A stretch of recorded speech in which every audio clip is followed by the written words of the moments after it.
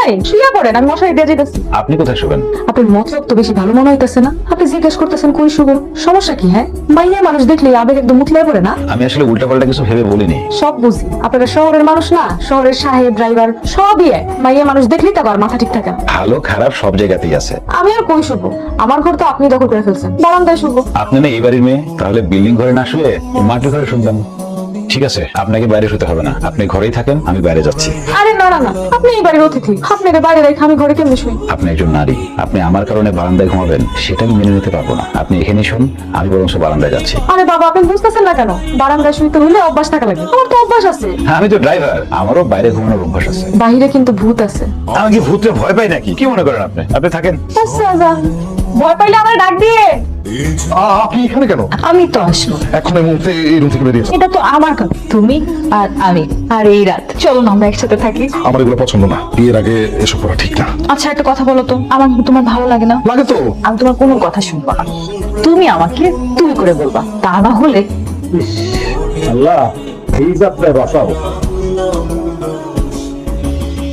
কি ব্যাপার, ভয় পাইতেছেন নাকি? না না, ভয় পাবো কেন? তাহলে তো আপনার অনেক সাহস। অবশ্যই অনেক সাহস। জীবনে কত বন জঙ্গলে একা একা থেকেছি, অ্যাডভেঞ্চার করেছি, বাঘের সাথেও একসাথে ঘুমাইছি। আমি তো আরো ভাবছিলাম আপনি ভয় পাইতেছেন, এই জন্য ভাবলাম আপনি একটু কোম্পানি দেই। আপনি তো অনেক সাহসী, আমার আর দরকার নেই। আমি তাহলে রুমে যাই, আপনি এখানেই থাকেন। ও আচ্ছা, যদি ভূত টুত আসে আমার কিন্তু ডাক দিয়ে। হ্যাঁ, আবার ভূত টুতের কথা বলছেন কেন? কেন, আপনি কি ভয় পাইতেছেন নাকি? আপনার না অনেক সাহস। সাহস তো আছেই, কিন্তু কিন্তু কি? ভয় লাগছে না। আপনি একটু বসেন না এখানে। হায় রে পুরুষ মানুষ, মুখে এত বড় বড় কথা, কাজের বেলা ঠনঠন।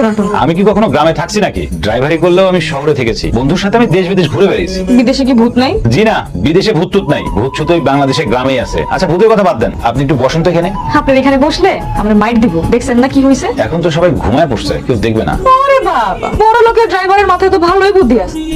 আচ্ছা আপনি ড্রাইভারি করেন কেন? অন্য কিছু করতে পারেন না? ড্রাইভারি তো করতাম না, আমি একটা চাকরি করতাম। আমার বন্ধু বললো চাকরিটা ছেড়ে দিয়ে ওর সাথে যেন থাকি, তখন থেকে ওর সাথে আমি ড্রাইভারি করি। আরে বাবা, আপনি দেখি বন্ধুর কথা সবকিছুই করতে পারেন। আচ্ছা বাদ দেন, আপনার সম্বন্ধে কিছু বলেন। আপনাকে যে এই বাড়িতে এত অন্যায় অত্যাচার করে, আপনাকে কিন্তু দেখে মনে হয় না যে আপনি এই বাড়ির মেয়ে। এসব কথা বাদ দেন তো, ওনারা আমার মারুক কাটুক যাই করুক, আমি ওনাদের পরিবারই ভাবি। আপনি ভাবলেই তো হবে না, ওনাদেরকেও তো ভাবতে হবে। মা বাপ মরা মাইয়া আমি, দুই বেলা খাইতে দেয়, থাকার জন্য আশ্রয় দিছে, বছরে 2 সেট জামা দেয়, আর কি লাগবে? হায় রে দুনিয়া, যোগ্য লোক যোগ্য জায়গায় স্থান পায় না। এটা কিসের ডাক? ভূত না তো? আরে বোকারা, শিয়াল, আপনি এই কিছুই বুঝেন না। আপনি এখানে আমার সাথে একটু থাকেন। আমার তো ভালোই চাকরি হয়েছে, সারাদিন বাড়ির মানুষের খেয়াল রাখুন, রাইতে বেলা আপনার পাহারা দিব। আমি সারা দেশে করুনটা কি, মশা মারুন?